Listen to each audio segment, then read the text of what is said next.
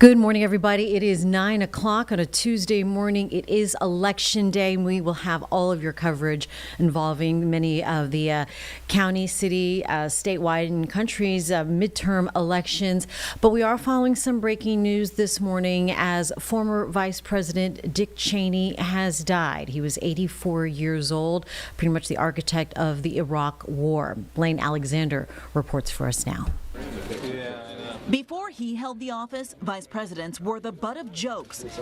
Dick Cheney was a force. In 2000, the closest presidential election ever sent him to the White House. So help me God.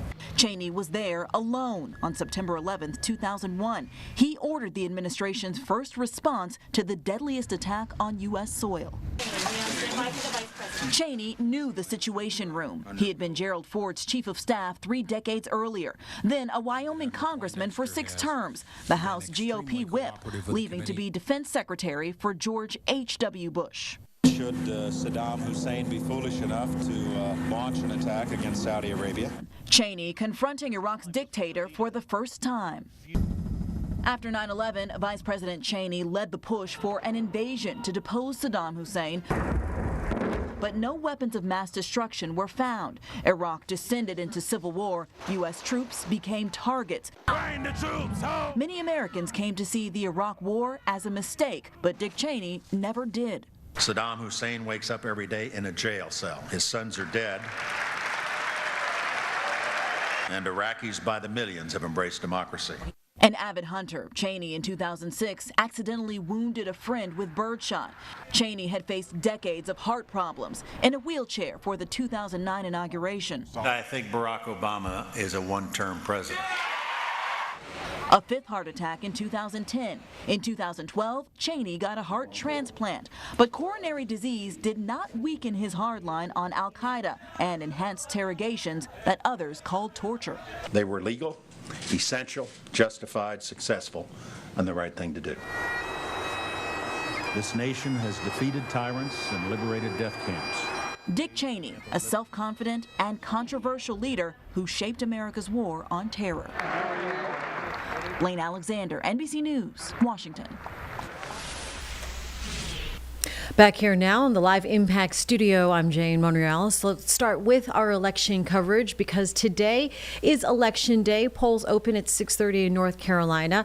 Voters in Mecklenburg County have something to weigh that is forefront of their mind, funding the transit system, and part of that is deciding on increasing the sales tax 1 percentage point. Rhea Smith is covering this story for us this morning, and Rhea, this is a big story for voters in Mecklenburg County.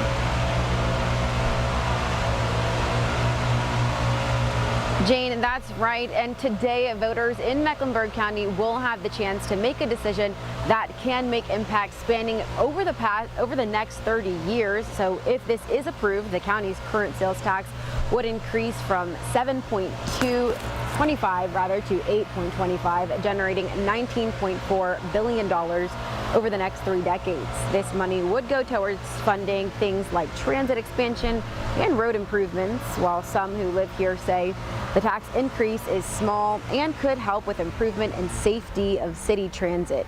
Others feel the new transit authority, a majority of who won't be chosen until after Election Day, will not represent those who actually rely on public transportation. The campaign Yes for Mech is aimed to highlight why the increased sales tax would be a good thing for the area, leaving some with split points of view.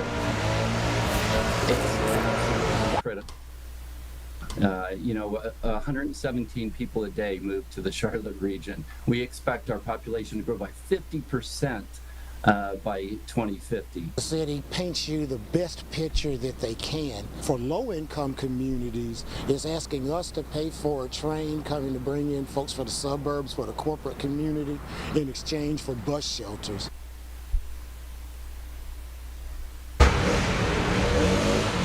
Now it is up to voters to cast their ballots, ending at 7:30 p.m. and coming up in our midday newscast, we will hear from the Board of Elections, Michael Dickerson, Director. Jane? All right, Rhea, thank you for that update. This would fund the transit system for the next 30 years and include that red line up to the northern suburbs. A need for a growing city. Bria, thanks. At least they're getting the lawn nice and clean in front of the election office. All right. We'll see you later on this afternoon. They sure are. They sure are. All right. Well, also, we're covering this with our Ben Thompson and Lisa Washington, speaking to someone who knows this issue probably better than most, former Mayor Pro Tem. If you were with us earlier on WCNC Plus, they did talk to Julie Eislet. Here is that interview now for you on the Plus. On the ballot, a 1-cent sales tax that would pay for transit projects for decades to come. Somebody who knows the issue better than most, Julie Eislet, former Mayor Pro Tem, also the chair of the city's Transportation and Planning Commission when she was on council. She joins us live this morning. Julie, good to see you. Good to talk to you. Good morning, Ben. Thanks for having me. I don't have to tell you this. You sort of helped create what was one of the original versions of this transit plan. You were on council at the time. Now you get to see other council members hopefully take it across the finish line from your point of view. Are you optimistic this thing's going to pass? I'm hopeful it's going to pass. It's a big change in the way we think in Charlotte about transportation. It's a huge plan. It's complicated. I know there's people that I have respect for that are in opposition to it, and I've heard a lot of opposition. I've also heard a lot of support for it, because at the end of the day, nothing is not a good outcome given the traffic and the growth of our city. So you said it, huge, complicated. Let's talk more about those critics. Folks on the left say that this plan doesn't go far enough. We're talking about 30 years down the road. We know the population of the area is expected to grow tremendously. On the right, though, people are pointing to crime issues on transit. We know two things can be true. Are these people wrong? No, they're not wrong. Perception is reality. But the fact of the matter is that there's things that could be done now and need to be done. And that is separate from this transit bill. Absolutely, should the bill pass, we need to step it up even more. I do think, and I have said this for years, that we have got to have fair enforcement on our trains in particular. But some of the issues that we have on buses too. And we have them on the streets. And so those are issues that have to be addressed separately, in my opinion, than the growth of transit. So we know that if this tax passes, there's going to be a transit authority that will govern the projects going forward. What can that authority do to make sure that they are, one, building trust, okay, and to make sure that these projects are done on time and, importantly, on budget? That's always a big question when you're talking about a 30-year project. I think personally, there's two things that need to happen. They need to focus, the authority needs to focus on building trust. If this transit plan bill does not pass, I believe that it's because there's a trust issue. That's going to be there regardless of new money for transportation or not, and that's something that needs to be addressed. And so I think that's one thing. Secondly, I'm excited about it because of the investment in, frankly, the things that aren't very sexy. Buses. I have been pushing that for a long time. Buses are not a nice to have thing. Buses are a necessity for people that live in Charlotte with the rising cost of living here.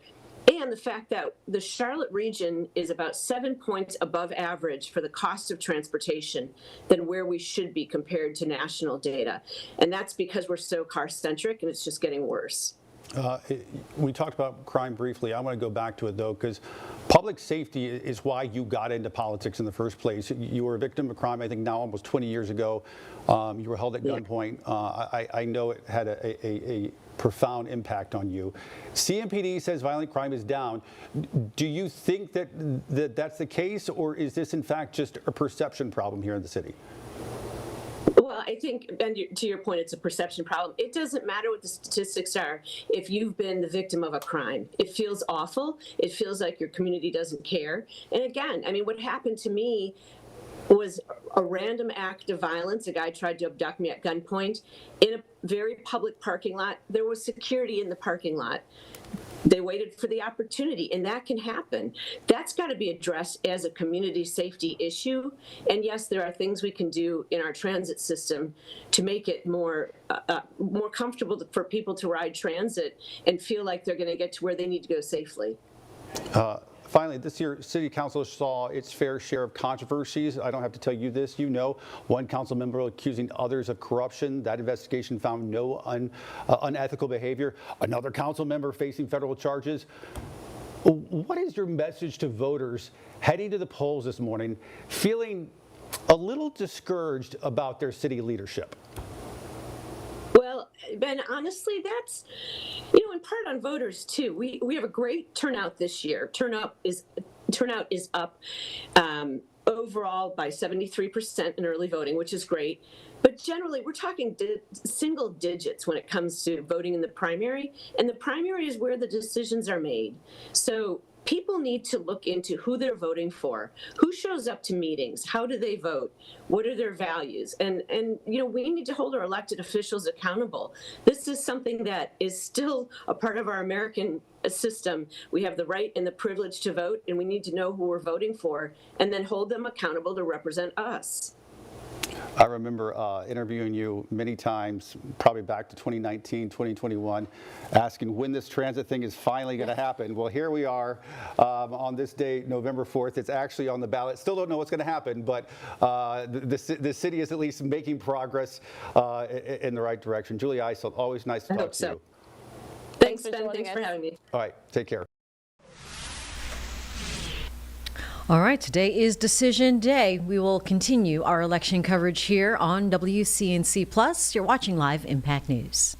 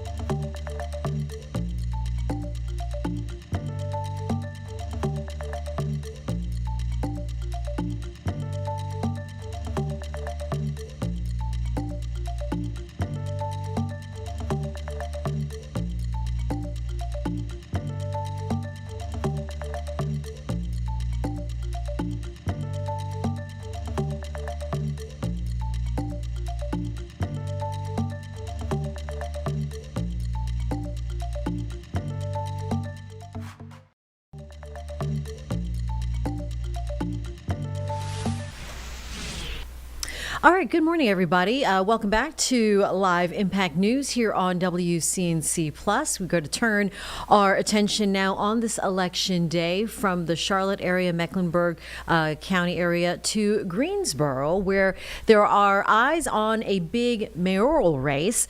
And we have our coverage there with our correspondent from our sister station there, Giselle Thomas, with the latest.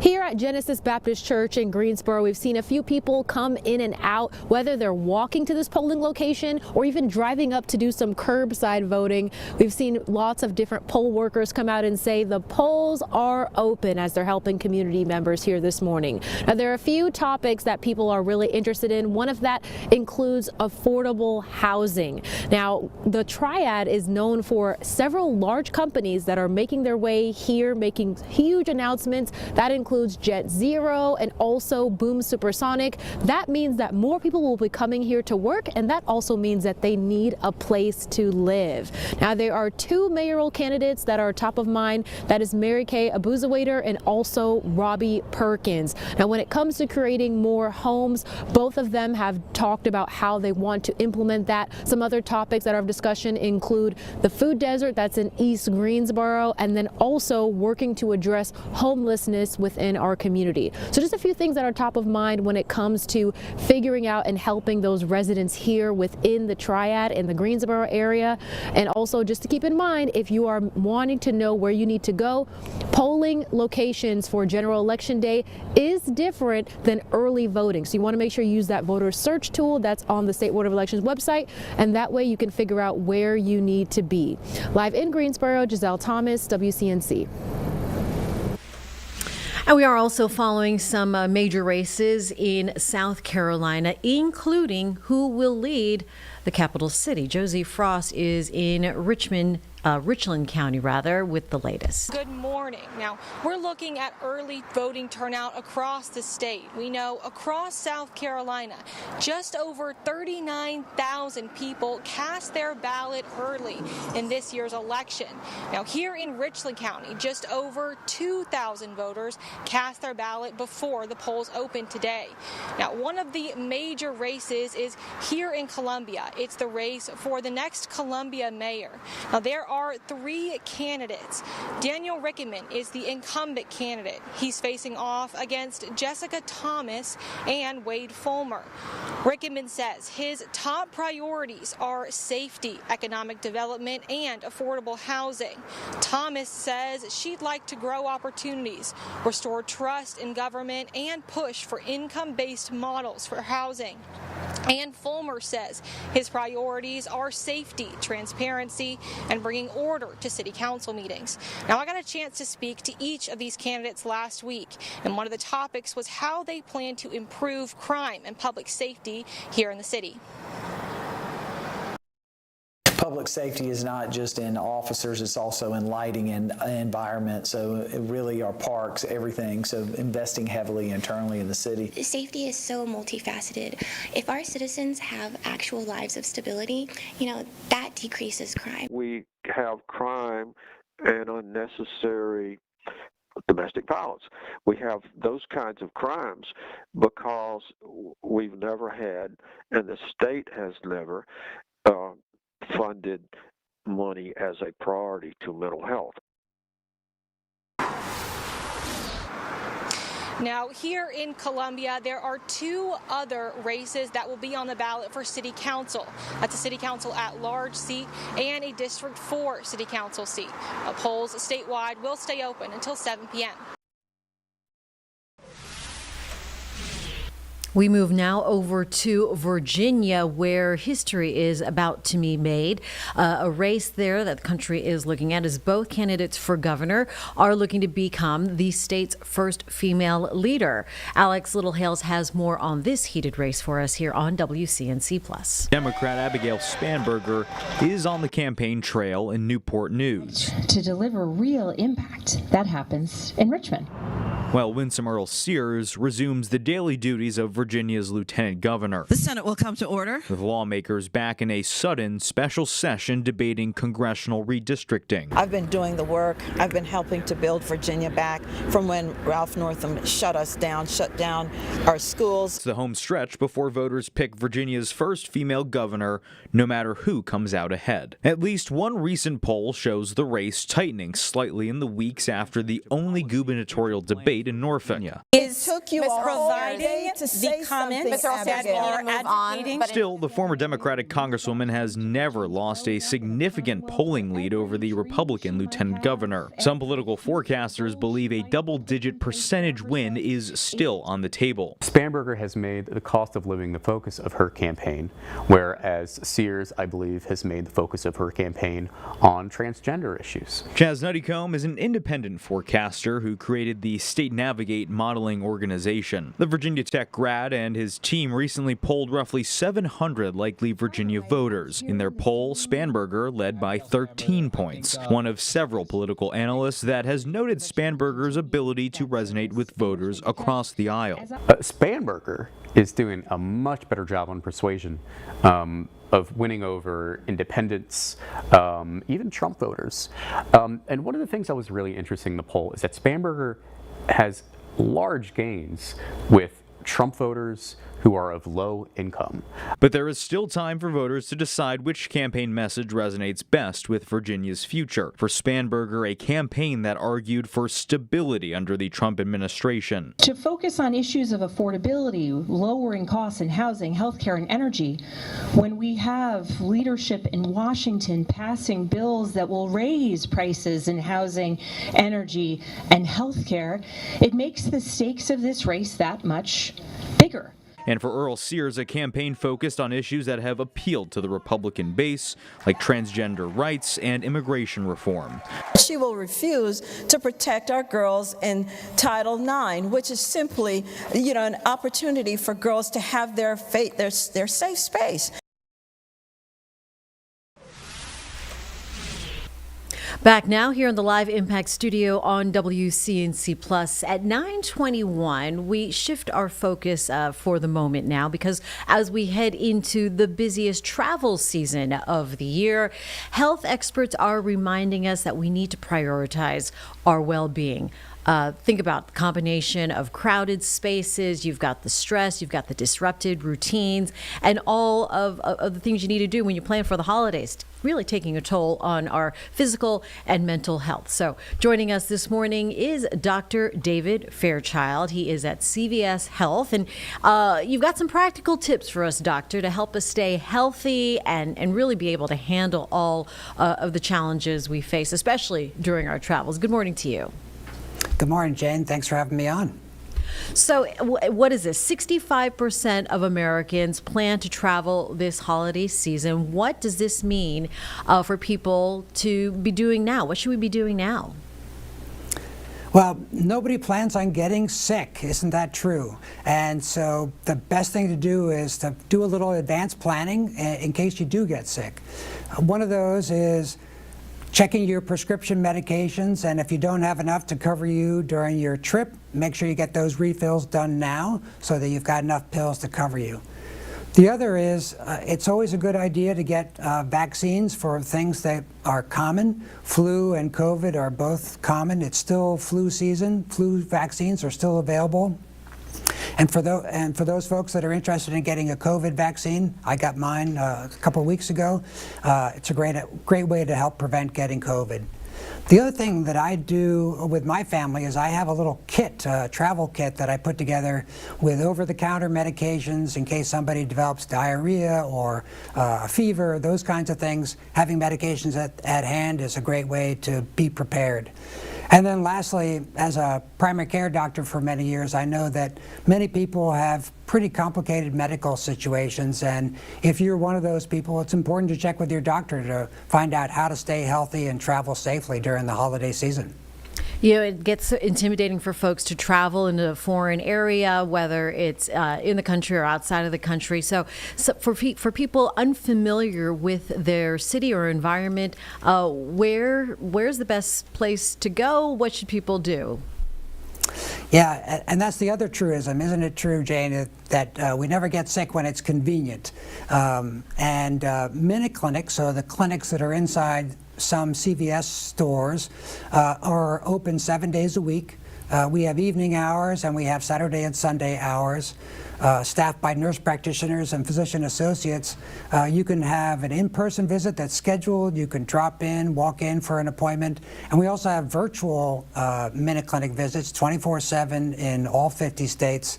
So whether it's virtual or in person, we can often take care of the things that come up when people are traveling. And that includes getting treatment for flu or COVID or strep throat or whatever comes up.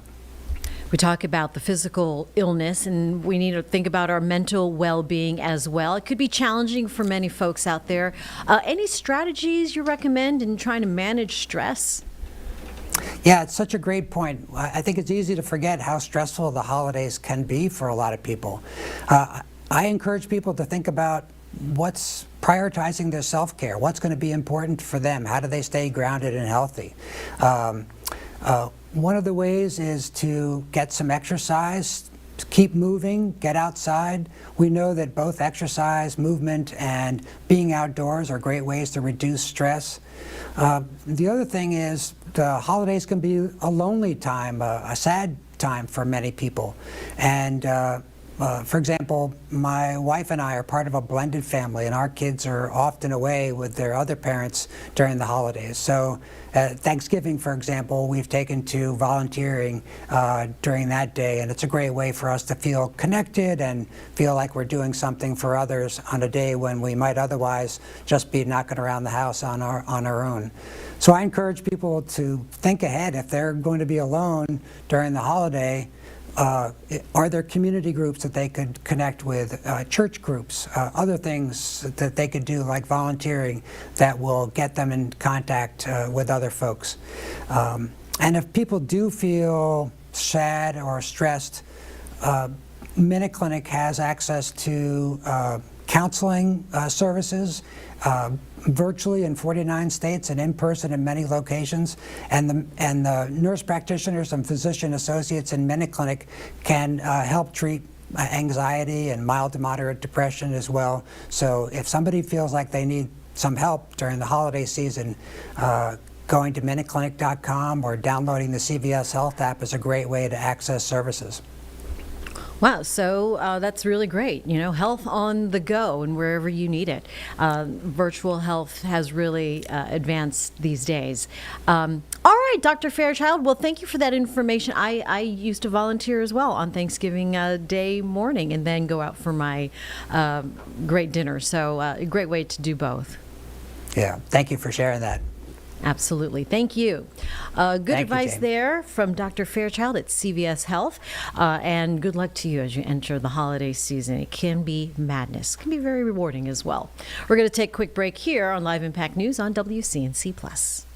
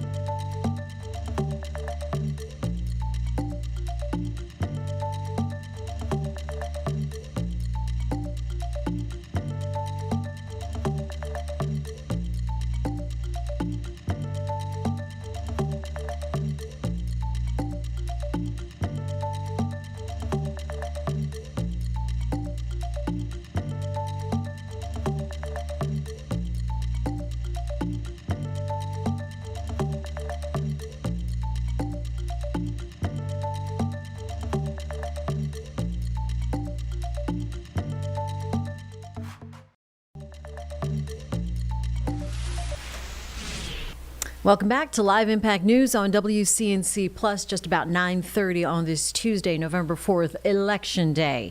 And Americans are heading to the polls today for some high-stakes races out there that could have a big impact on both parties. Alice Barr in Washington for NBC News has the latest.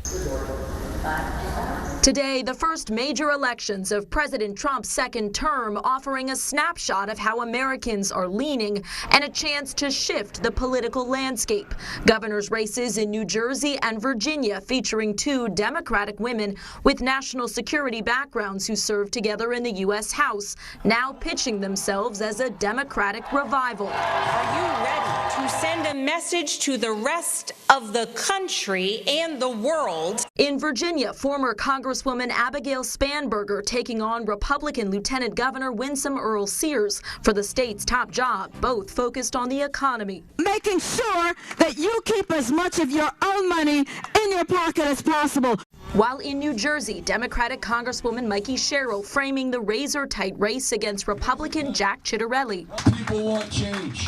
As a referendum on President Trump. On every single occasion, Jack has decided, I'm going to defend Trump. The president has stayed off the campaign trail while holding election eve tele-rallies for New Jersey and Virginia candidates and making a surprise endorsement of former New York Democratic Governor Andrew Cuomo, running as an independent against Democratic Socialist Zoran Mamdani, who's generated a lot of buzz in a high-stakes New York City mayor's race. We need to make this a city that everyone can afford.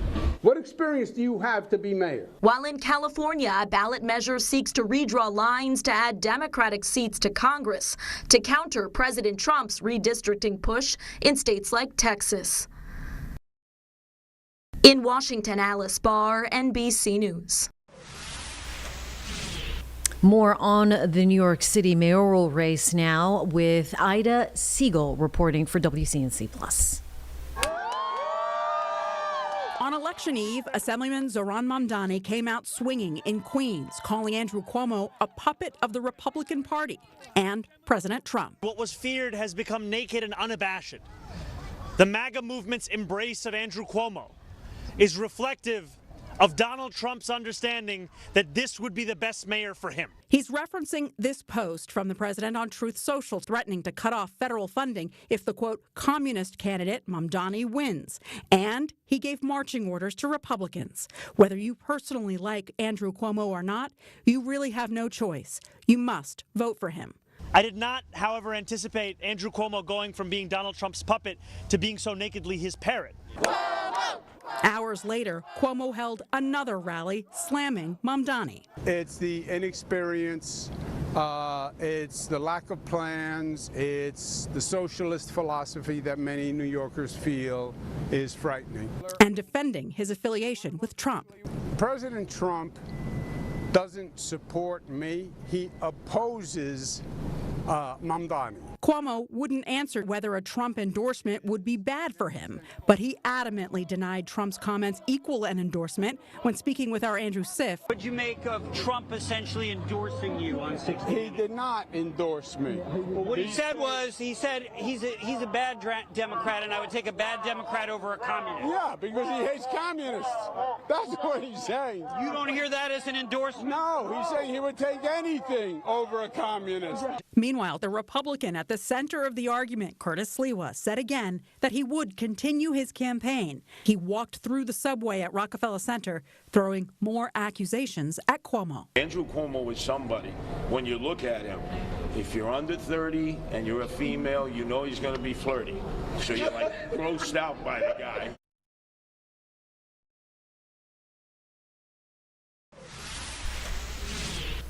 All right, here in Charlotte, we are following what could fund the transit system. It's been in the talks for years, and now a 1 cent or 1 cent percentage point, I should say, is on the ballot to fund Charlotte's transit system for the next 30 years. And so our Ben Thompson and Lisa Washington did speak to a former council member on what this all means. This was earlier here on WCNC Plus. Joining us now live is Andy Doolin, former Charlotte City Council member. He's been volunteering at the polls there in South Park all morning long. He was on council when the light rail first opened. Andy, good to talk to you. I believe this is Andy's first time using Zoom, so we're hoping that everything goes okay. Thanks for taking time. We know you're volunteering. Listen, you've seen yourself the transformative effects of transit. You were there when the Blue Line first opened. If you were on council right now, would you support this transit tax that's on the ballot today? It turns out, typically I'd be a no, but I'm a yes for this transit tax and for the moving our community forward.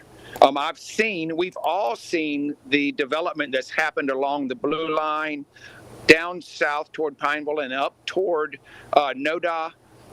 If we can continue that momentum, what we're trying to build is a community where people want to come. We've built a wonderful city, and we just got to make it a welcoming community. And the kids, I've got 2 kids that are in their mid-20s, and they both live on the transit line, on the Blue Line, and they use it. And so I'm a yes on this one today, sir. So, Andy, we know that you've represented District 6 for several years. We talked about District 6 so much. It's been evolving in recent years, leaning more blue. You live there. Do you think that District 6 is still a Republican district? Just barely. I mean, all of these, this is one of the jokes. All these people we've invited to come live in Charlotte, I never really thought that they'd be Democrats when they moved here. But we're welcoming them, and we're glad to have them in our community. District 6 is a toss-up. I'm pulling for Christopher Bakari. I've worked hard. I've put out yard signs. I'm working the polls this morning for her and for Edwin. I think it's key that we have a Republican voice at large on the Charlotte City Council. And so everybody that hadn't voted yet needs to get out, Republican and Democrat.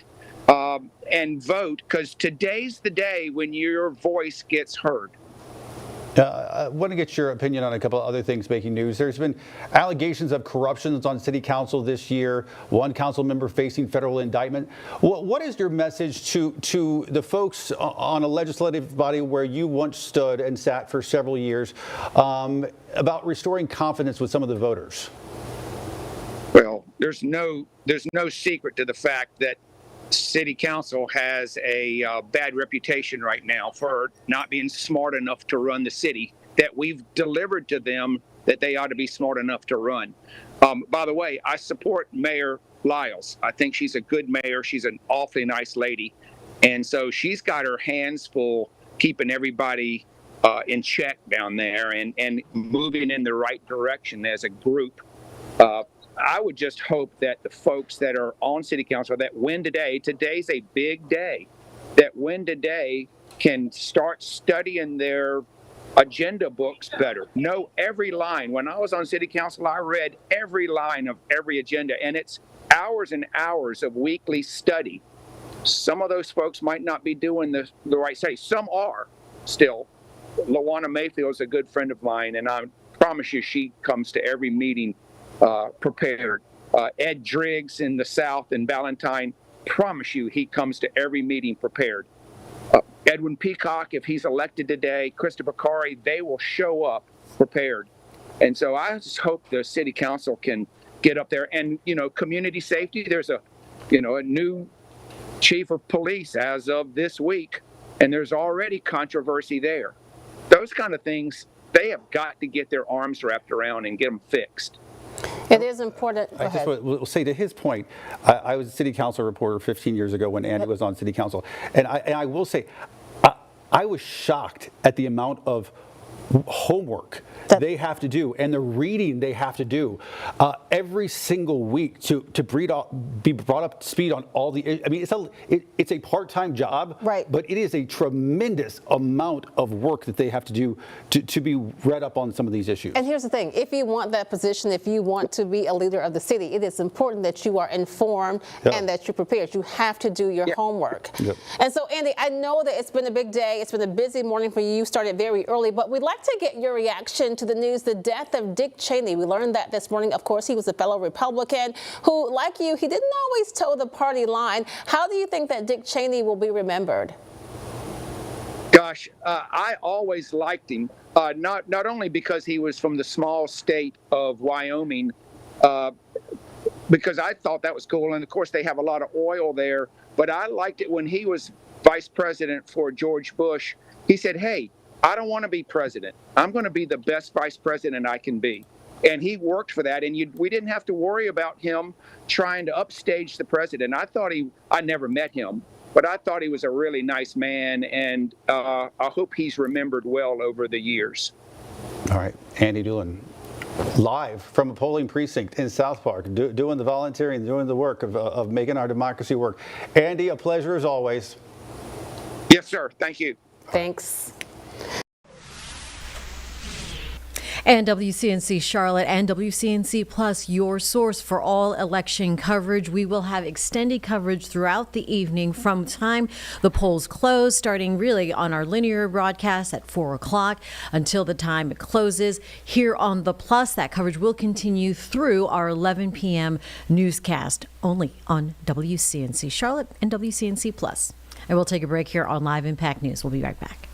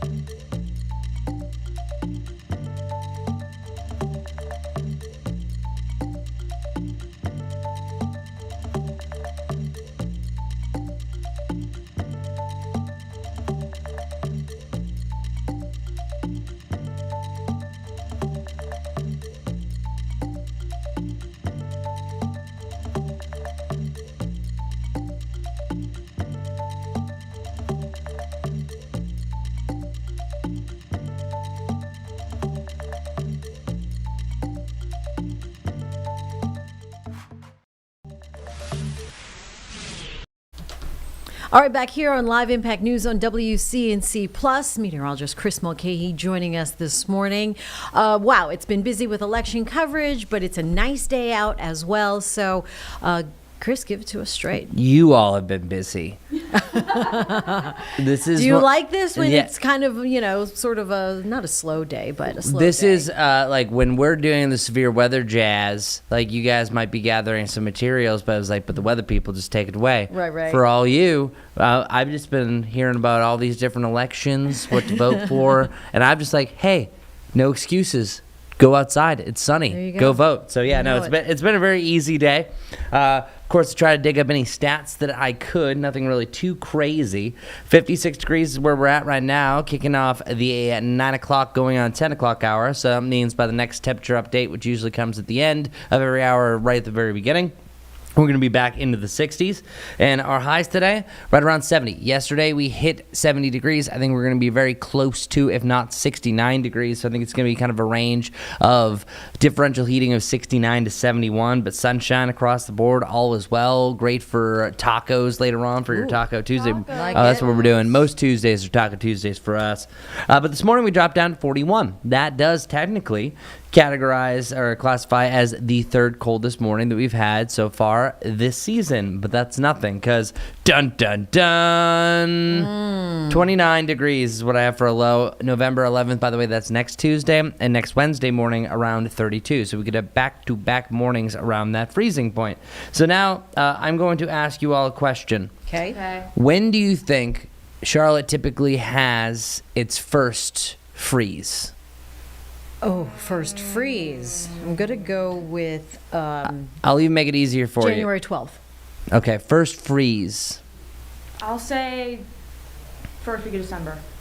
Okay. It is actually sooner than you think because on average, I'm way off. it's November 8th. November 8th? Yep. As in a couple days from now? Yep. Charlotte, and not even Charlotte. the high country or Yep. anything. Because the reason why is we average the lower 40s this time of year. So oftentimes you're going to have temperature swings. So yeah, dating back to 1878, and I actually looked at more recent set of days, it only fluctuates to about the 11th if you do like the last 10 years or so. Because last year it was a later one. It was November 29th, and the latest has ever been is December 10th. And during January, we average 32 degrees for our low, where it's more typical, and then you drop a little bit further. But yeah, November 8th. So this stat surprises a lot of people. So I just wanted to surprise both of you with a little trivia. Yeah. And tomorrow, no surprise, is the pick of the week because you have wall-to-wall sunshine, high temperatures in the mid-70s. Now, we do have some warmer days or just as warm days, but the reason why I chose this one is I think it's perfectly sunny, no problems. And then meanwhile, Saturday, because it has an iffiness for its clouds, a lot of question marks, there's no question marks about how great tomorrow is because our rain chances, I still think are primarily Saturday night to Sunday, but you also have a rain chance Friday into Saturday, so there could be clouds really on either side of the day. It's not the beautiful Carolina blues across, not even worrying about a cloud in the sky. Now, our surface map really shows the tale of what's about to come. We're going to have a couple of cold fronts. Number one, we have a front that moves in and it kind of stalls out, wants to visit the mountains for your Friday into Saturday. And then once it really gets a little extra support, more moisture out of the south, it's going to lead to widespread rain, I think primarily through your Sunday morning. But if you notice, there is another lurker. We have another cold front that's come behind this. This is the one that's really going to cool us down. So it's that Arctic high pressure system, the ones that can really bring some of that cold air, even record-breaking temperatures during the wintertime. This one is going to make it quite chilly, where highs are only going to be in the 50s, and then I already showed you the lows, likely going to be around that freezing point. Now, fast-forwarding our wind gusts over the next several days, what you're looking at right here are the wind gusts by Saturday morning. Since that front is so close, it's creating what's called a pressure gradient. So you have a difference of pressure that oftentimes along a front, it's going to pick the winds up. So that's why we're looking at gusts up to about 25 to 35 miles per hour starting Friday night, but that also is going to continue on and off through the weekend. This time frame right here is showing around 9 a.m. on Sunday. We're going to keep those winds up, gusting constantly to around 30 miles per hour, and it's out of the southwest initially, but then when we get that other front to roll in, it's out of the north and northwest heading into your Monday. So let's talk about wind chills. So wind chills at noon on Monday, which, by the way, we only have a high of 56 degrees. You haven't seen that yet. It's still going to be potentially, with those gusty winds, feeling like 35 degrees. And what's really shock and awe is once we actually do drop down below freezing, it'll feel more like the lower to the mid-20s across the greater Charlotte area and the foothills. The mountains could have its first single-digit wind chill of the season. No. Yes. This is the deal. It is still fall, but I think we forget each and every year that it does get cold on and off through November. Now, we're talking about the 70s now, and the 60s feel great. If you talk to any of my friends up in Boston, they're going to say, quit complaining, Chris. Right. That's ridiculous. But no, it's still tough whenever you have that first big cool down, because as you can see for our Jerry Hunt Supercenter 7-day forecast, the lower to the mid-70s for the next 6 days is amazing, but we'll play that game, which one of these things don't go together? Monday. Monday, right around 56 degrees, and I think we're going to be in the lower to the mid-50s on Tuesday, and if you really kind of compare to something, I have a low of 55 on Saturday, but then a high of 56 on Monday. So what we start off with on Saturday could be just as warm as our peak high temperature for Monday, which, by the way, will feel more like it's Christmas Day compared to where we should be in this November. Okay. All right, but this week is nice. Yeah, focusing on the good, but I want people to not hold on to this like, oh, we'll have more days like this. No, a stretch of lower to the mid-70s this many days in a row for this time in November is very rare, so don't let it pass. As the Latin saying goes, carpe diem, seize the day. All right, we're going to seize it. We're going to seize it and go to the polls. Let's do it. No It's excuse Election Day. today. No excuse Tuesday for tacos. Something like that. All right. Chris Mulcahy, thank you so much. We'll see you later. Bye-bye. Bye-bye.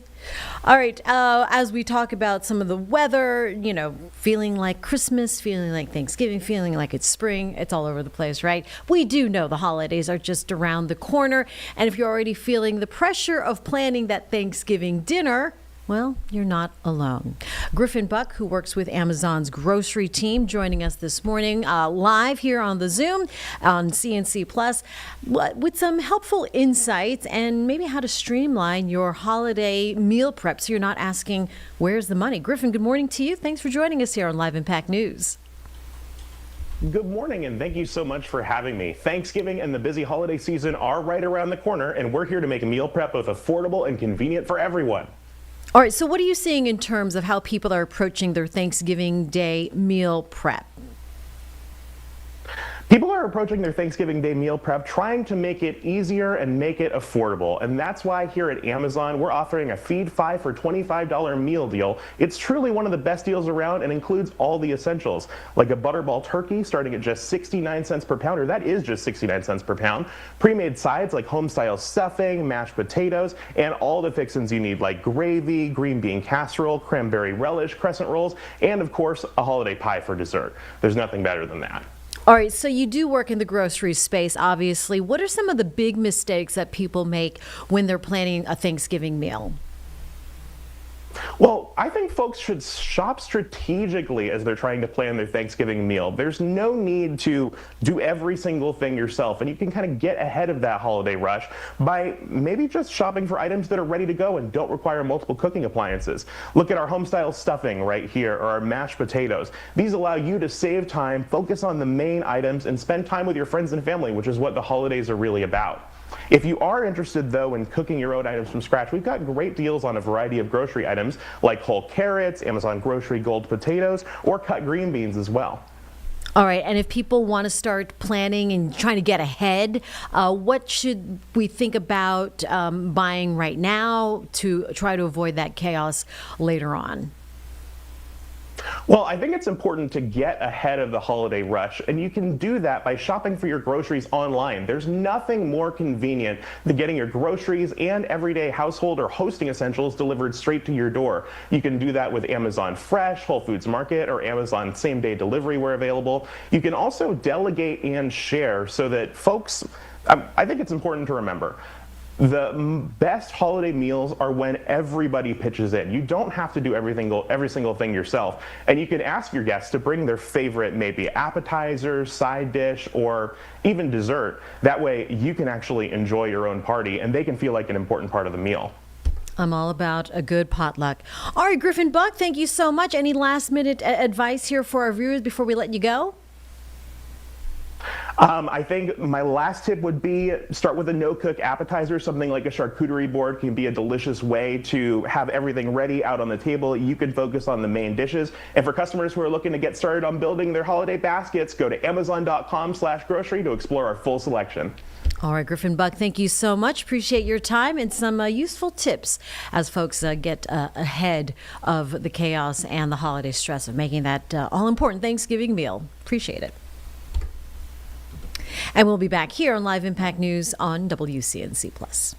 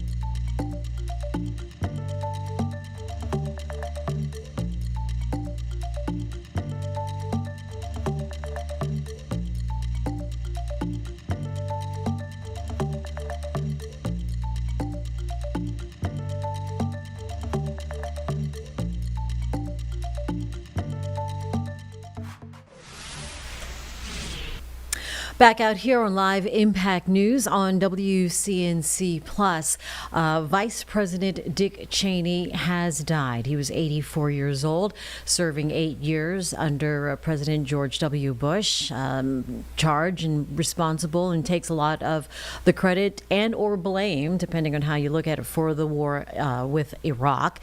We have a longer obituary now put together by Andrea Mitchell for NBC News here on WCNC Plus. To the end, he never wavered, defending the Iraq War and the harsh interrogation tactics that defined his vice presidency, making him a lightning rod for critics, but an icon to conservatives. Thank you all very much. Knock it off. A welcome like that's almost enough to want to make me run for office again. Dick Cheney always spoke his mind, justifying interrogation practices later judged to be torture. They were legal, essential, justified, successful, and the right thing to do. In the end, his advice was even rejected by the commander-in-chief when George W. Bush fired Cheney's closest ally, Defense Secretary Donald Rumsfeld. It was a turn of events no one would have predicted when Richard Bruce Cheney became the 46th Vice President of the United States. So help me God. He had already served as the youngest White House Chief of Staff under Gerald Ford, a powerful congressman from Wyoming, and Secretary of Defense under the first President Bush. Born in Nebraska, Cheney's family moved to Casper, Wyoming when he was a boy. He won a scholarship to Yale but quit, finally graduating from the University of Wyoming and marrying his high school sweetheart, Lynn, a leading conservative author and commentator. The man I married has a very interesting mind. Problems get redefined, and you find yourself thinking about things in new ways. The Cheneys had 2 daughters, Mary, mother of 2, whose same-sex marriage was strongly supported by her parents well before the Supreme Court weighed in, and Liz, mother of 5 and her father's political heir, elected to Congress from Wyoming just like he was, but incurring the wrath of Donald Trump for standing up against the former president and investigating the January 6th insurrection. In 1989, as the first President Bush's Secretary of Defense, Dick Cheney became known as the cool-handed leader of the first Gulf War against Saddam Hussein. 3 o'clock Thursday morning in the Gulf, the armed forces of the United States began an operation at the direction of the president. During the Clinton years, Cheney made millions as CEO of Halliburton, the Dallas-based oil equipment company, until George W. Bush asked him to lead the search for a running mate in 2000, and Cheney ended up taking the job himself. He quickly became the most visible take-charge vice president in memory, briefing the press, briefing Congress, briefing the president. The main reason I'm there is to serve him. He needs people around him who care only about his success, who are prepared to give him honest advice and never sugarcoat it. He helped shape a cabinet some said looked more like Cheney's than Bush's, in a White House that for a while appeared to be a co-presidency. Cheney was the prime mover behind the theory, later proven wrong, that Saddam Hussein had weapons of mass destruction. We know he's been absolutely devoted to trying to acquire nuclear weapons, and we believe he has in fact reconstituted nuclear weapons. Contrary to CIA reports, Cheney also linked Saddam to al-Qaeda and 9/11 and predicted Iraq would fall quickly. Things have gotten so bad inside Iraq from the standpoint of the Iraqi people. My belief is we will in fact be greeted as liberators. When the violence escalated into civil war, Cheney was blamed. There were political setbacks, an embarrassing quail hunting accident when he shot and wounded a companion. More seriously, the conviction of his closest aide, Scooter Libby, for lying to a grand jury about the outing of a CIA operative. Throughout his public life, Cheney also battled heart disease, suffering his first heart attack in 1978 during his first run for Congress. Just days after being elected vice president, he underwent a procedure to open a clogged artery, and soon after a pacemaker. Once out of office, Cheney underwent a successful heart transplant. Still, to the end, he stuck to his deeply conservative roots, making him one of the most powerful and controversial vice presidents in recent American history. Andrea Mitchell, NBC News, Washington. Back to your election coverage here on WCNC Plus. You're watching Live Impact News, and over the weekend, our team here at WCNC Charlotte was able to interview Terry Donovan, the Republican candidate for Charlotte's mayor. This is that interview, if you missed it over the weekend, now on WCNC Plus. I'll hold on to this. Oh, sorry. Yeah. Terry Donovan. Okay. TerrieDonovan. Go. And you're running for Mayor of Charlotte. Mayor. Okay. Yep, you can just stand right there. Sorry. Yep, just fine. Sorry, I got to keep my focus on you. I'm sorry. You're okay. All right, so how you feeling about Election Day? How am I feeling? Yeah. I've been running 110 miles an hour every day for the last 60 days, so I feel good. I feel good. The election's on Tuesday. I know that a lot of the early voting locations closed today at 3. I actually voted today. I think I was one of the last voters to vote at the South Park location. And then all the regular Election Day locations will be open on Tuesday. So I feel good. I'm feeling good. Cool. Sorry, I'm gonna do this off the shoulder. Okay. No, it's okay. Are you sure you don't want me to hold that knife? No. Come here. Look. Come here. Sometimes they put one On the lapel, yeah. Okay, so what's your main issues that you're talking about right now? This public safety. We have a city that is in dire need of change. We absolutely have to address this issue. We're sick of hearing the same old talking points, which is, we have a mental health issue. Obviously, we know that. It's not just a perception. You need to go out into the community and talk to people that have been impacted, like the mothers that were here today. 7 different mothers lost their children because of violence, drive-by shootings, whatever it may be. We just can't live this way. We cannot live this way. This is not something that's specific to one location in Charlotte or one neighborhood, one skin color. It's a problematic issue that we're facing all over our city, and we absolutely have to address it immediately. Because without that, without feeling safe in our neighborhoods, nothing else matters. I got you. Sorry, I'm gonna have to step over here because you're pretty backlit. I'm sorry to make you stand in the sun. I'm so sorry. It's just I don't want to be all squinty. Well, your glasses, you can't even tell, right? Yeah. Yeah, so you can squint all you want. I can't even see it. Okay. Okay. So, what do you plan to do about this though? Like, what's your move? Well, my move mainly is to address it as far as an acknowledgement. You've got to get out and talk to these families that are experiencing devastating loss, such as losing their children. When you go out and actually speak to people, you'll see that this is no longer, you can't go out and say, oh, this is a perception and we just have a mental health issue. Obviously, we all have a mental health. We do have a mental health issue. We've got to address that. But in the meantime, we can't just keep blaming it on that. We've got to address the fact that we have a big problem in Charlotte where people are just being arrested one day and released the same day.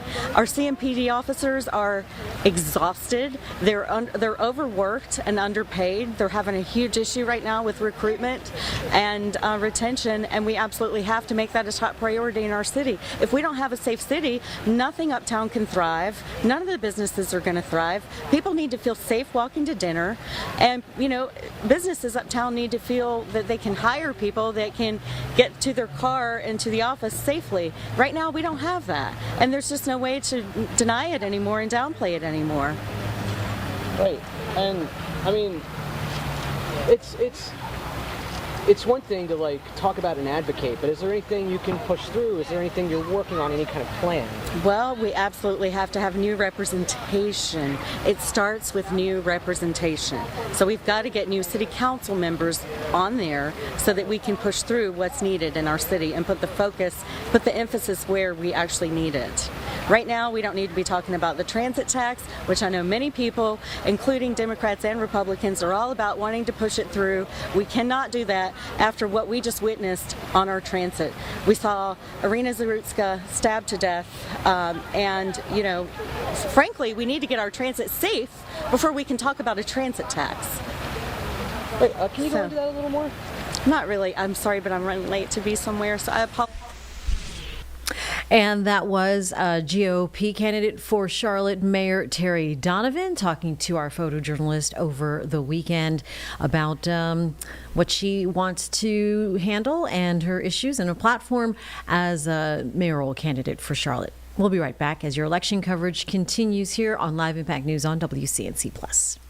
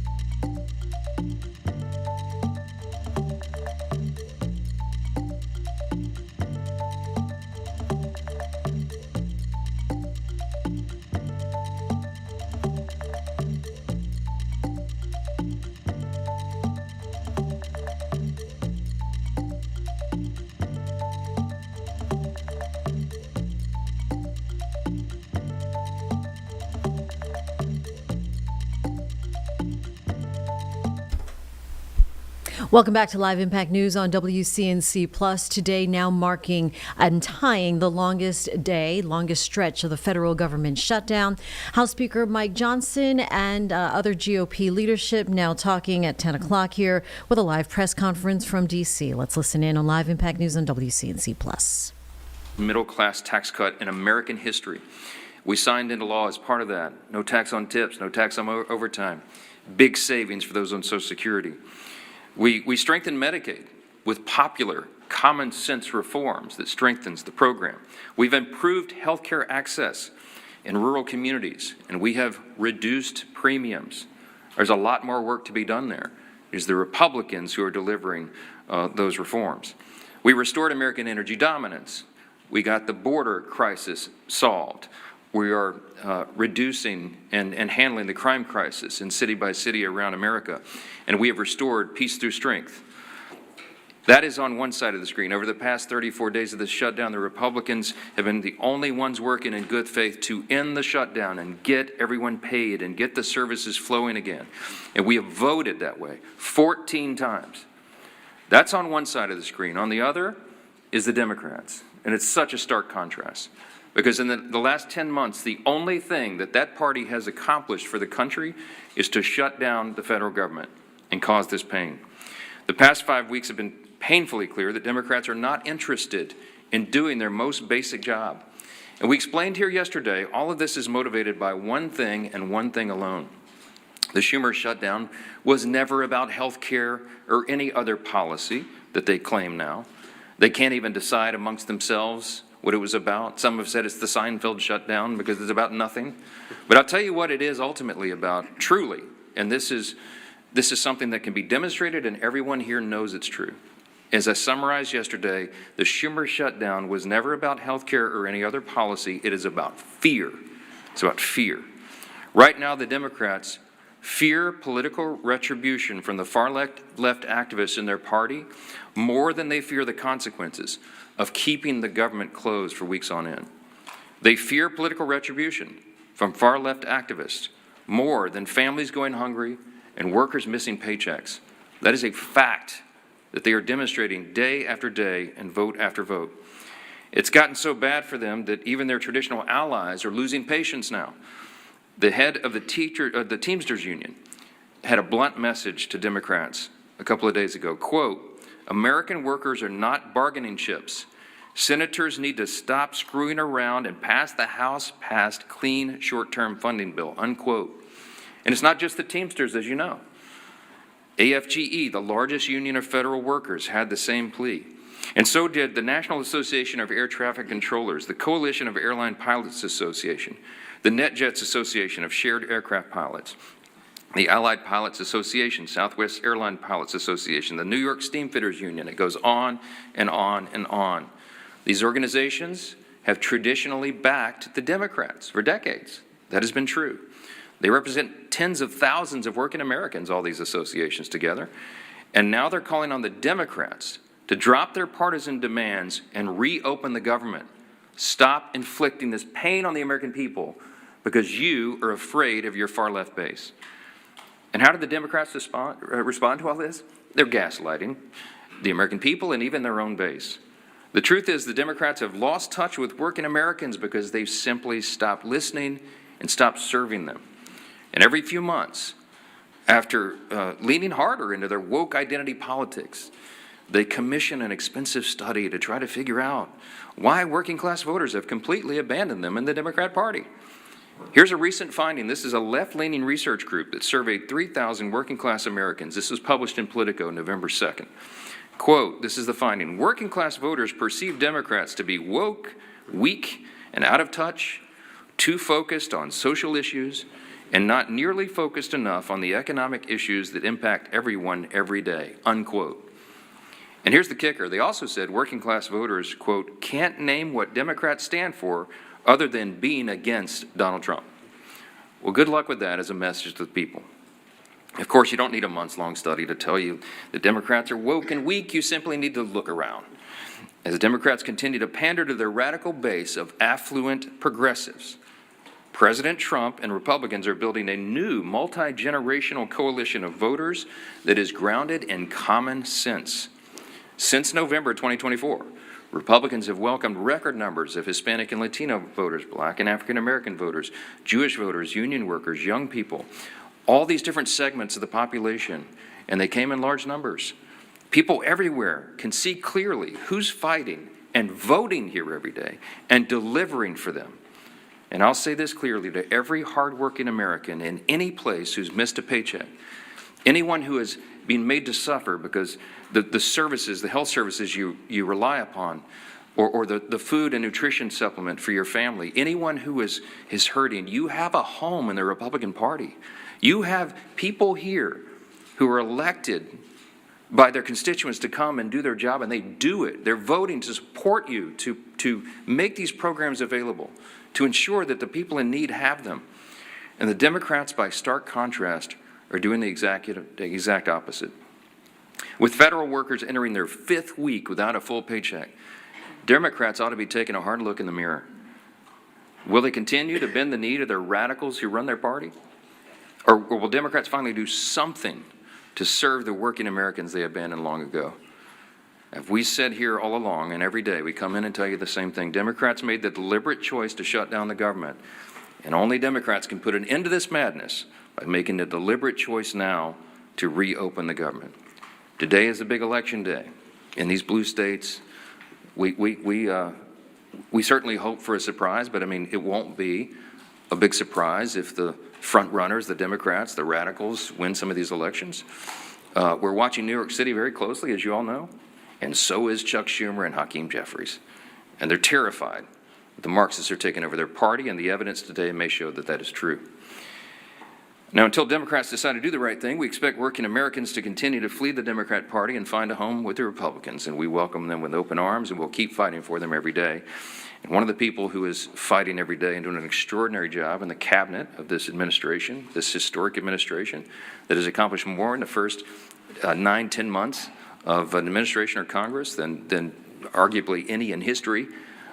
We have our former colleague and our dear friend who's on the side of American workers, and we'll address that today, Labor Secretary Lori Chavez DeRemer. We're happy to have you. Madam Secretary. Well, thank you, Speaker Johnson, and it's certainly an honor to be here at the Capitol on behalf of this administration and this president. Speaker Johnson, I want to say thank you to you and my former colleagues. House Republicans did their job more than 5 weeks ago by voting for this continuing resolution. How do I know this? Because I did the same thing 5 different times when I was a member of the House. It was one of the easiest votes for me to take because you do not play games on the backs of the American people. It's the fundamental tenet that they elect you to do, and that is to keep the government open. That's exactly what I did. And now Democrats are not choosing to represent their constituents and the American people. What does a shutdown do? 42 million Americans are going without their SNAP benefits. Air traffic controllers are working around the clock to keep Americans safe, without sleep, without paychecks, and they are required to do their job. Small business owners are not getting $4 billion in small business loans to keep their doors open. How can the economy continue to grow? We are losing $15 billion a week in GDP because of this Democratic shutdown. American workers are suffering. Prominent unions are speaking out. Our friend Sean O'Brien, as the Speaker said, was at the White House begging Senate Democrats to open up this government. American workers, 1.3 million Teamsters are represented by Sean O'Brien. He mentioned they cannot be used as political pawns. But you know who's being used as political pawns? The Teamsters by these Democrats. Because they will go to the Teamsters and they will ask them for something, and now they're not going to answer that call. They are begging them to open up this government to grow this economy. Other unions as well, manufacturing, building trades, industry-specific skilled trades. It's the workforce that I represent as the Labor Secretary. Every single day we show up to make sure that they have the tools that they need. We have sent out over $86 million to our respective states in order to upskill and reskill the American workforce. The future of the American economy is on my shoulders, on this administration's shoulders, and the Democrats have stopped all the momentum that we have put in the last 9 months. Registered apprenticeships, the future workforce. Not only are we hurting the current workforce, it's the future workforce. We are trying to educate our young people. We're trying to register 1 million active apprentices across this country. We had almost 250,000 registered, and now that has come to a screeching halt. We're trying to educate our young Americans on AI. Pilot approaches for workforce challenges in AI, the uncertainty. American workers deserve to know that they are going to have a job in this country, and the Democrats have chosen to play those political games. But many of our efforts have been stopped. 13 times they had an opportunity to say yes, just like I did, just like my colleagues have done. Enough is enough. President Trump has done his job. Not only has he leveled the playing field with tariffs, not only has he welcomed great trade agreements, he has worked most recently with South Korea and Japan to bring hundreds of millions of dollars back to this country for the shipbuilding trades. I have been working around the clock to make sure that we can protect our national security for this country, and now that has also come to a stop. We are hurting American workers. We need to get them back to work. We need to grow this economy. We need to get their paychecks back in their hands so they can provide for their families, put gas in their cars, pay their mortgages, turn on their lights. I'm talking to all of you American workers out there. We're here for you. We're going to continue to fight through this shutdown, and I am begging these Democrats to show up, do their job, and open up this government. 35 days is far too long for the American people. Enough is enough. I'd like to turn it over now to my Chairman Wahlberg, Education and Workforce Committee. And again, on behalf of the President, it is an honor to serve him. It is an honor to serve the American people, an honor to get up every single day and do this job for the American men and women of this country who are building back the United States. Thank you. Well said, Madam Secretary. And I've worn out my voice, Mr. Speaker, over the course of the last 5 weeks all across my district, from Lake Erie to Lake Michigan, from Detroit to Grand Rapids, from South Bend to Toledo, Ohio. getting the message out that Republicans did what we needed to do to keep this country moving forward. We were willing to negotiate on everything and anything, but do it in a way that doesn't have a punitive impact upon the citizens we are so privileged to serve. And Madam Secretary, we're looking forward to Workforce Pell being initiated and getting more people trained for the workforce for the jobs that we need.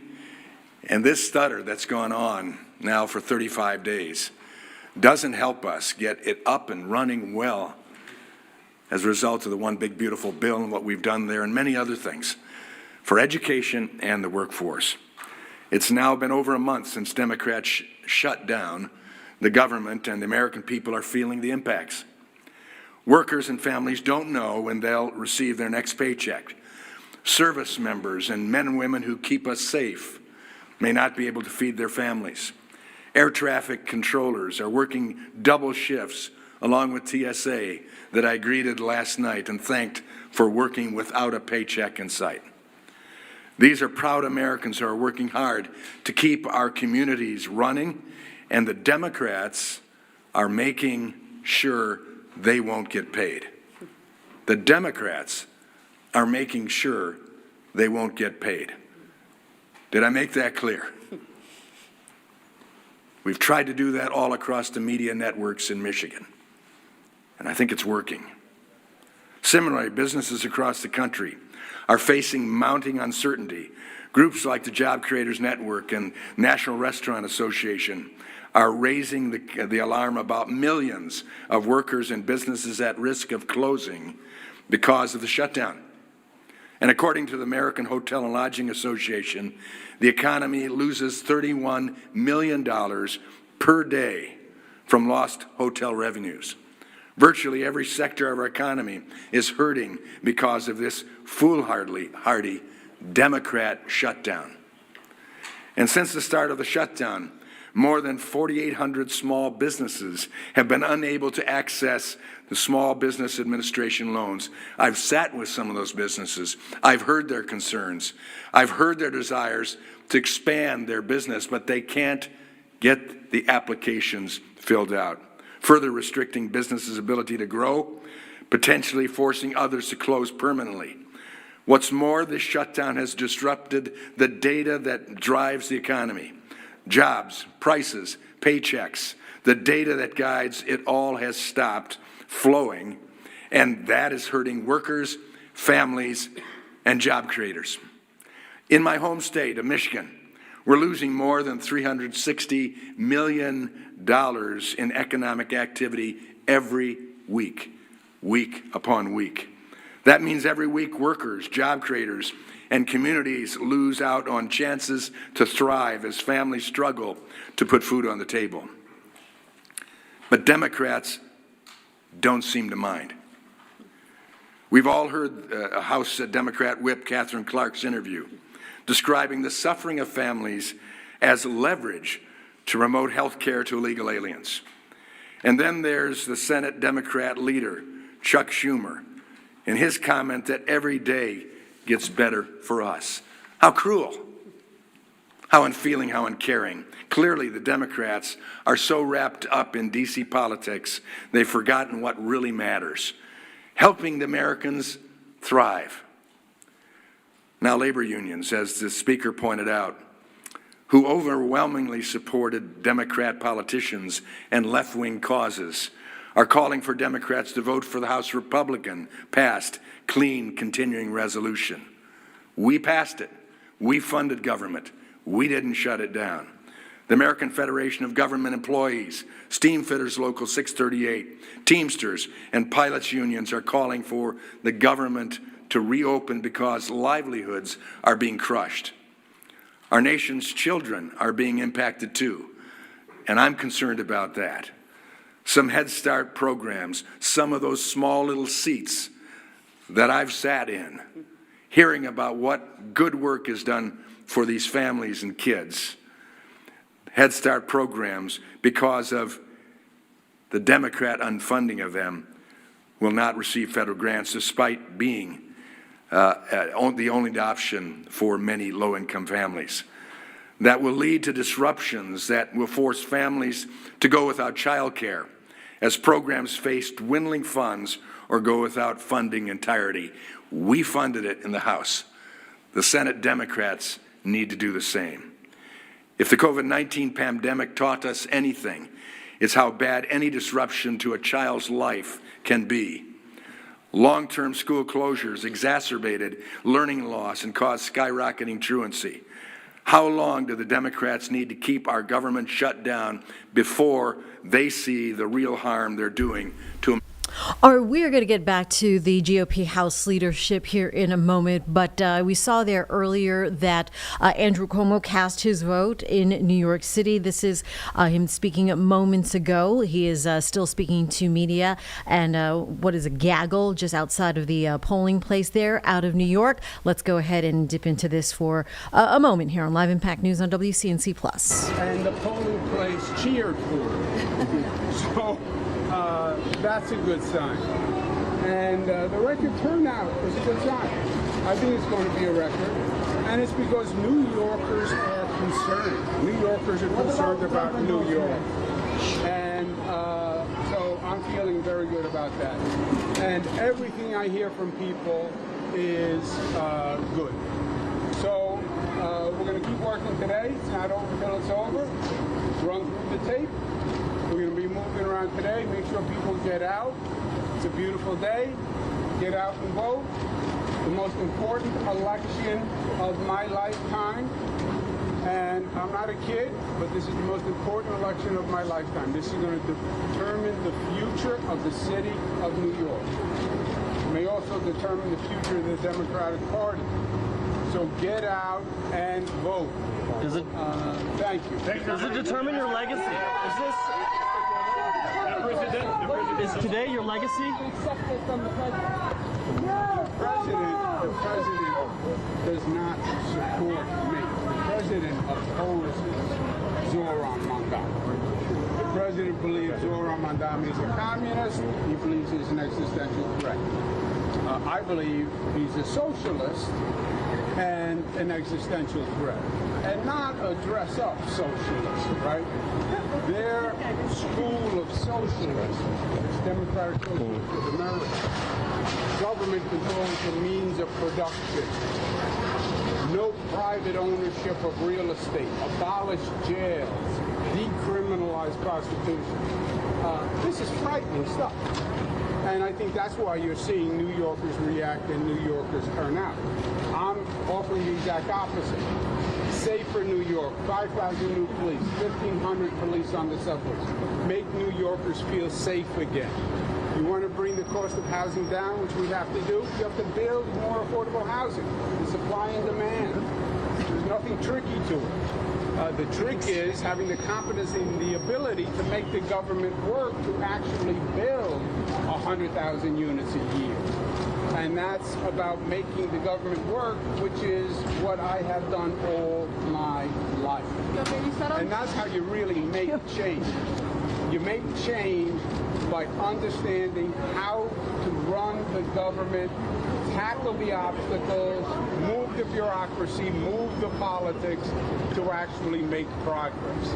That's LaGuardia Airport, that's Kennedy Airport, that's 2nd Avenue Subway. That's the same story over and over and over. You want to make change in government?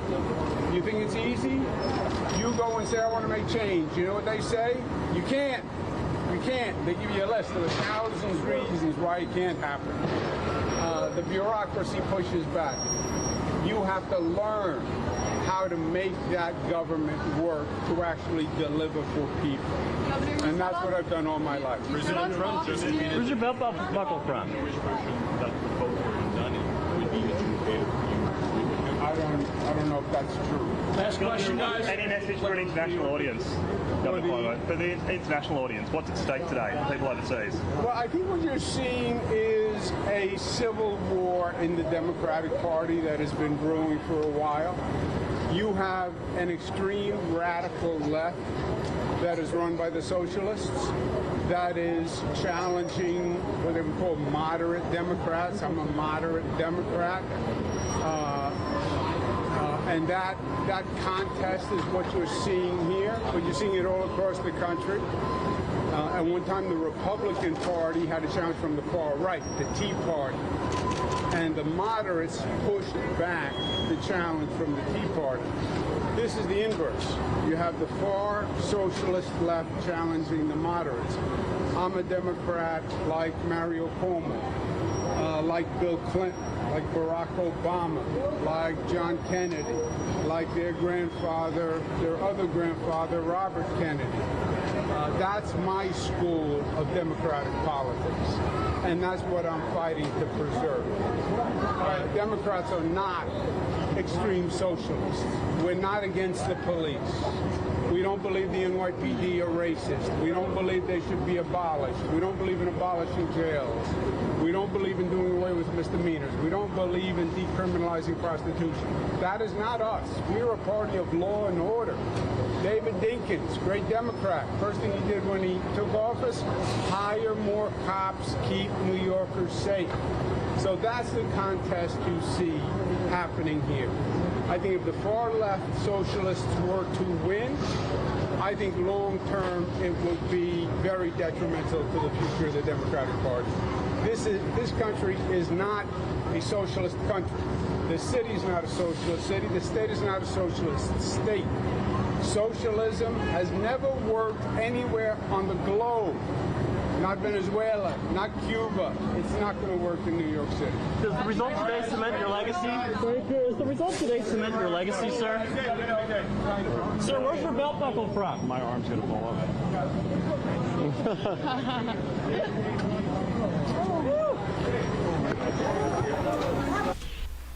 And that is Andrew Cuomo speaking to media there out of New York City, running on the independent ticket after losing the primary to Mamdani on the Democratic ticket there in New York City. We'll continue to cover that as well as all of your election coverage here on WCNC Charlotte and WCNC Plus. Right now, we're going to take a break here on Live Impact News.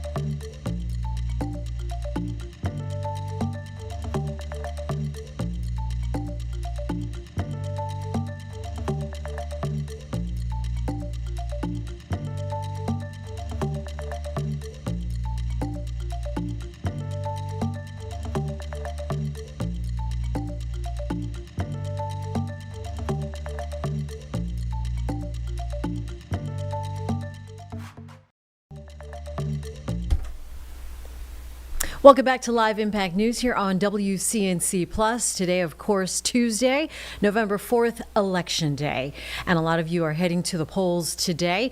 Here in Charlotte, the decisions made by Charlotteans are going to impact folks for years to come. And a couple of the seats that are up for grabs are city council seats. Some of the most competitive races are in Districts 3 and 6. And our Destiny Richards joining us live now this morning out of South Park. Hi, Destiny. What are you seeing down there?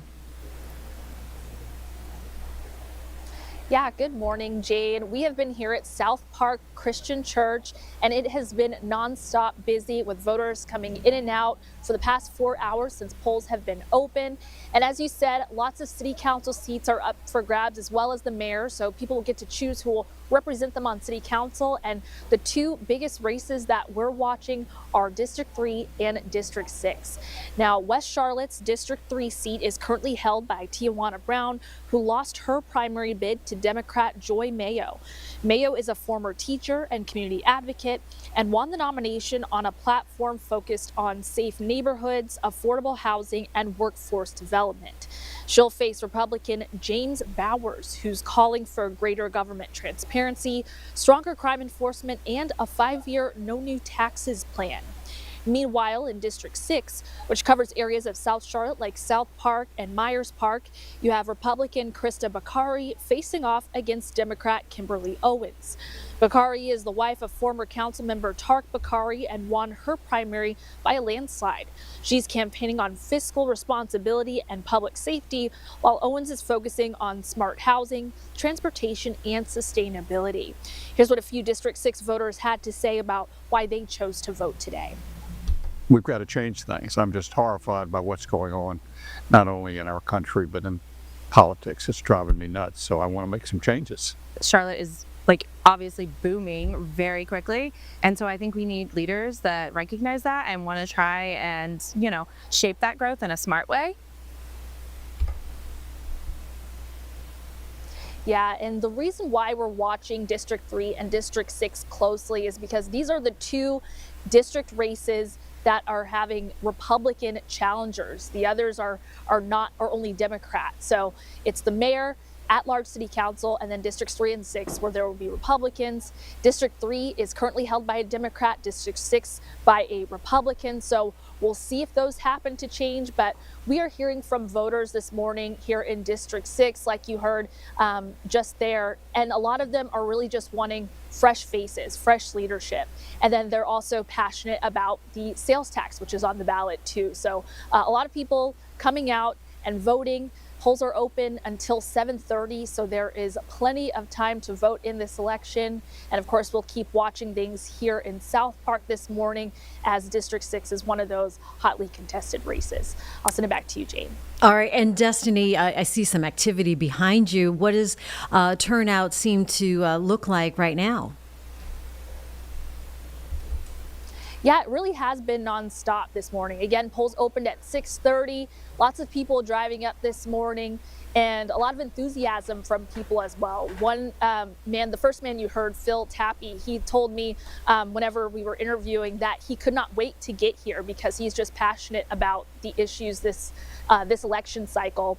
And we also had Kimberly Owens, who was here campaigning. So that was some of the commotion that was behind us this morning. The candidates can campaign at polling sites. They just have to be a certain distance away from the entrance.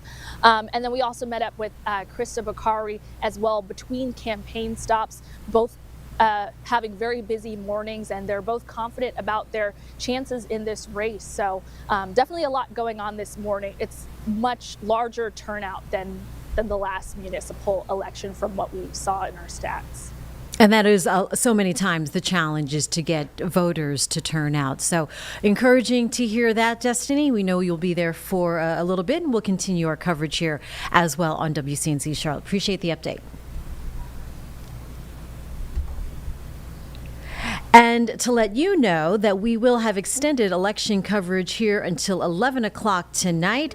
That's even when we are off the air on WCNC Charlotte. That will be right here on Live Impact News on WCNC Plus. We'll continue the coverage as the votes come in up and through the 11 o'clock newscast. So keep it here on WCNC Charlotte. We're with you all throughout the day with extended election coverage. And we'll take a quick break here on Live Impact News on WCNC Plus.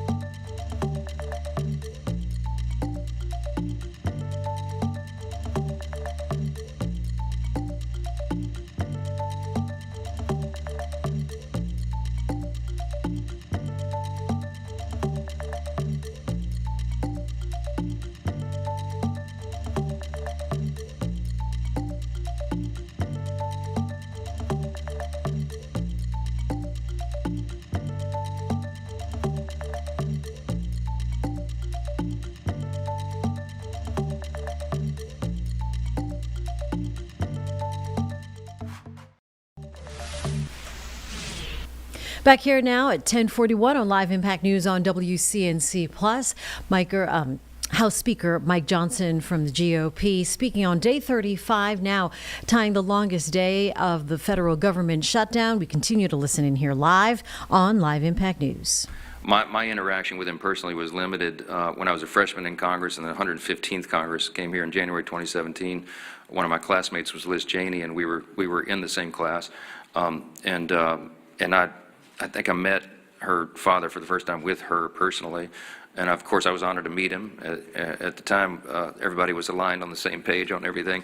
And I, admired what he had done in Republican politics to that point. And I meant what I said when I came up here and began this morning, that even when we have political differences with somebody later in life, you have to honor the sacrifices and the service they gave to their country. We certainly do that for the former vice president, and our prayers go out to the whole family. So, yeah. You talk about the split screen between what the Democrats are doing and what the Republicans are doing.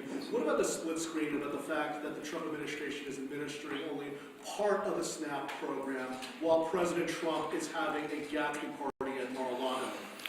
I reject the premise of the question. Let me talk about SNAP. Okay. By the way, the president had an annual Halloween theme party every year at Mar-a-Lago. That's what he went back to as obligatory tradition.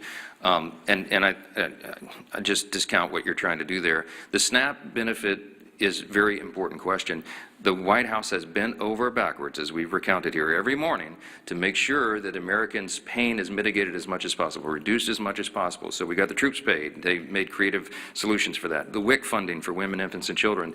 And SNAP came to a legal crossroads because the legal analysis said that you could not use the contingency fund if the underlying fund was not flowing. I've explained that into detail here multiple times. Two courts disagreed. So what did the president do? In good faith, showing again that he's willing to bend over backwards to help the American people when Democrats are not, he went to the court and said, fine, show me how to do it, because we don't see the path. And so the courts have ordered that. They filed a brief yesterday, or some response yesterday in the court, that they'll give as much as is there. Remember, the contingency fund only has roughly $5 billion, and it costs roughly $9 billion for a month of SNAP benefits. So I think the arrangement is they're going to give half, at least half, to everyone. But here's the problem: it's very complex, is that it's administered through the states, and you have to recalculate all the allocations and how the checks go out. It's not, you can't just flip a switch and do that.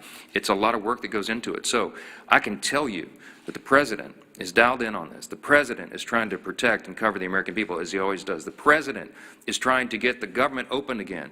And the Republicans have voted 14 times to do it, and the Democrats have voted 14 times not to do it, to keep the government closed. That's the story. And I don't know why there's any confusion about this at all. They're going to do it again today. My prediction is the Democrats are going to vote for the 15th time to shut their government down, and they're going to look down their noses at the people who are struggling, who's suffering, can't put food on the table, who can't pay their bills because they're playing games over here. It is absolutely unforgivable in my view.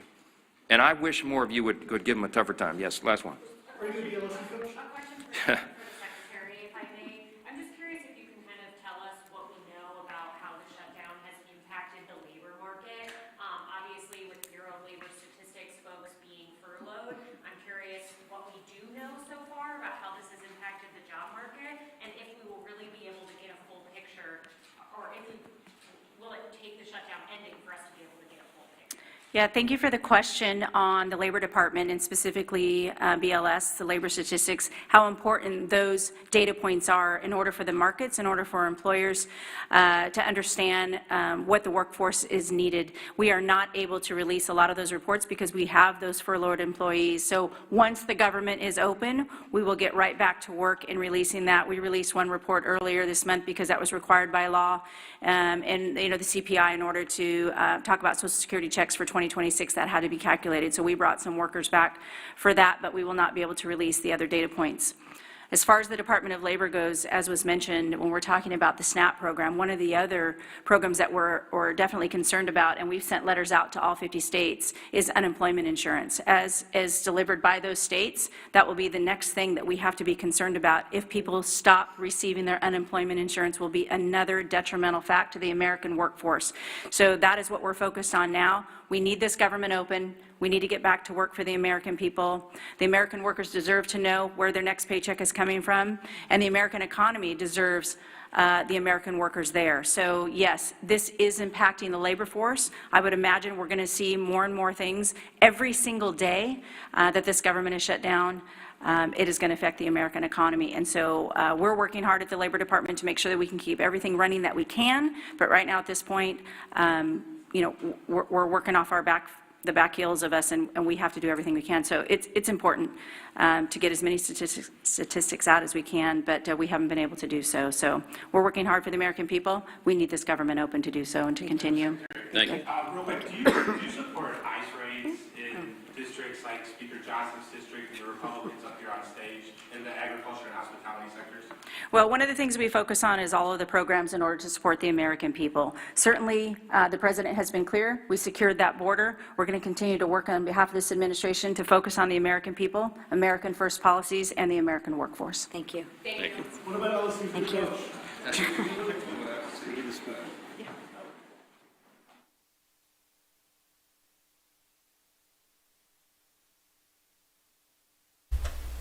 And it seems that the House GOP leadership wrapping up their live press conference now from Washington, D.C.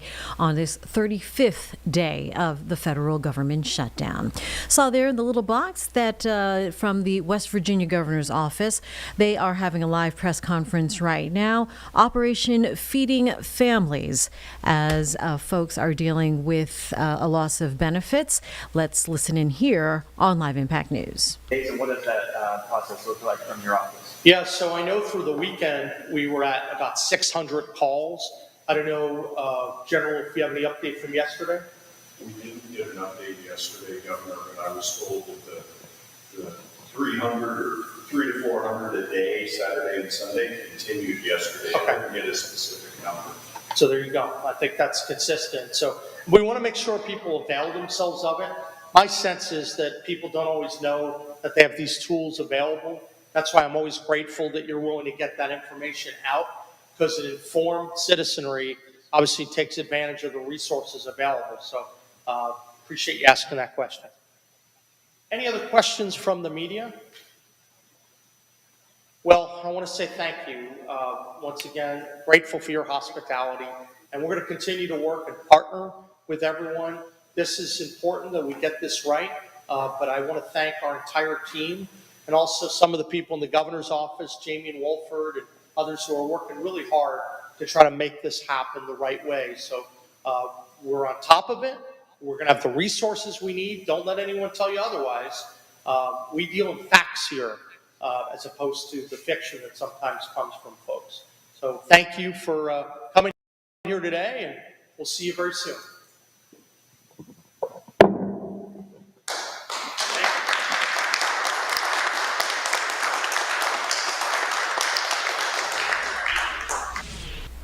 And it looks like that press conference in West Virginia wrapping up as well from the governor's office.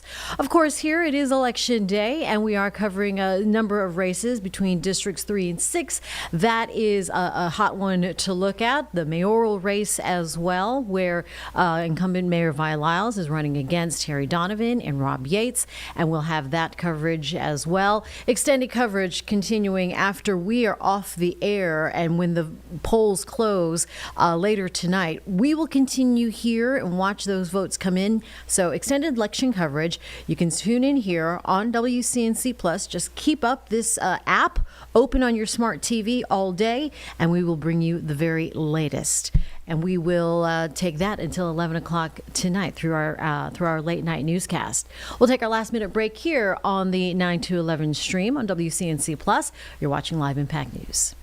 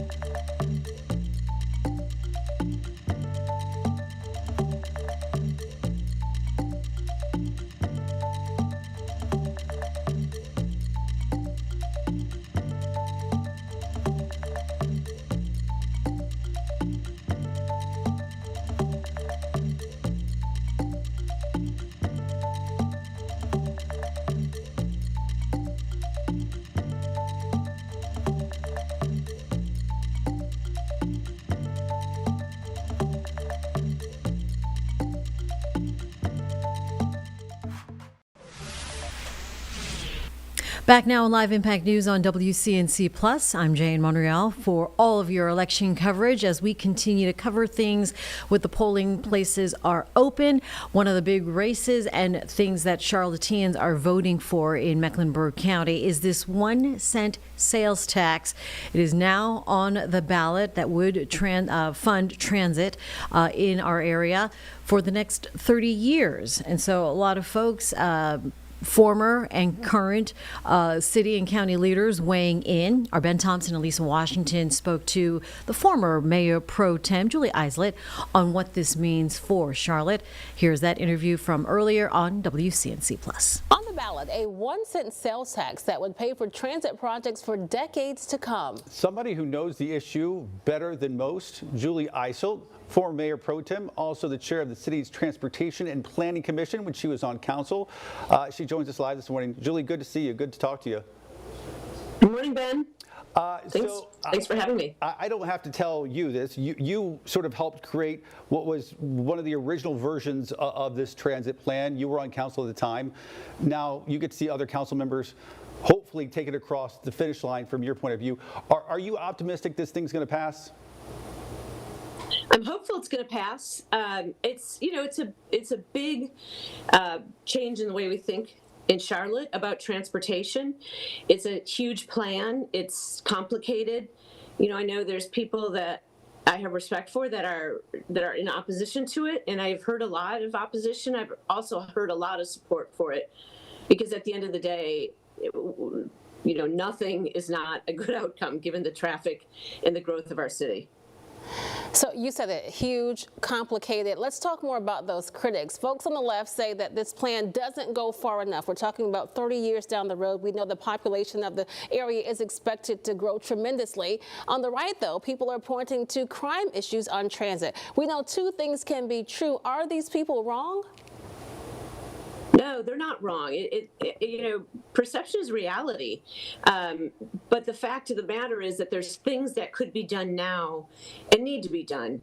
And that is separate from this transit bill. Absolutely, should the bill pass, we need to step it up even more. I do think, and I have said this for years, that we have got to have fair enforcement on our trains in particular. But some of the issues that we have on buses too. And we have them on the streets. And so those are issues that have to be addressed separately, in my opinion, than the growth of transit. So we know that if this tax passes, there's going to be a transit authority that will govern the projects going forward. What can that authority do to make sure that they are, one, building trust, okay, and to make sure that these projects are done on time and, importantly, on budget? That's always a big question when you're talking about a 30-year project. I think personally, there's two things that need to happen. They need to focus, the authority needs to focus on building trust. If this transit plan bill does not pass, I believe that it's because there's a trust issue. That's going to be there regardless of new money for transportation or not, and that's something that needs to be addressed. And so I think that's one thing. Secondly, I'm excited about it because of the investment in, frankly, the things that aren't very sexy. Buses. I have been pushing that for a long time. Buses are not a nice to have thing. Buses are a necessity for people that live in Charlotte with the rising cost of living here. And the fact that the Charlotte region is about 7 points above average for the cost of transportation than where we should be compared to national data. And that's because we're so car-centric, and it's just getting worse. We talked about crime briefly. I want to go back to it, though, because public safety is why you got into politics in the first place. You were a victim of crime, I think now almost 20 years ago. You were held at gunpoint. I know it had a profound impact on you.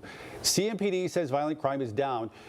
Do you think that that's the case, or is this in fact just a perception problem here in the city? Well, I think, Ben, to your point, it's a perception problem. It doesn't matter what the statistics are if you've been the victim of a crime. It feels awful. It feels like your community doesn't care. And again, I mean, what happened to me was a random act of violence. A guy tried to abduct me at gunpoint in a very public parking lot. There was security in the parking lot. They waited for the opportunity, and that can happen. That's got to be addressed as a community safety issue. And yes, there are things we can do in our transit system to make it more comfortable for people to ride transit and feel like they're going to get to where they need to go safely. Finally, this year, City Council saw its fair share of controversies. I don't have to tell you this. You know, one council member accusing others of corruption. That investigation found no unethical behavior. Another council member facing federal charges. What is your message to voters heading to the polls this morning, feeling a little discouraged about their city leadership? Well, Ben, honestly, that's, in part on voters too. We have a great turnout this year. Turnout is up overall by 73% in early voting, which is great. But generally, we're talking single digits when it comes to voting in the primary, and the primary is where the decisions are made. So people need to look into who they're voting for, who shows up to meetings, how do they vote, what are their values, and we need to hold our elected officials accountable. This is watching a previously recorded interview with former Mayor Pro Tem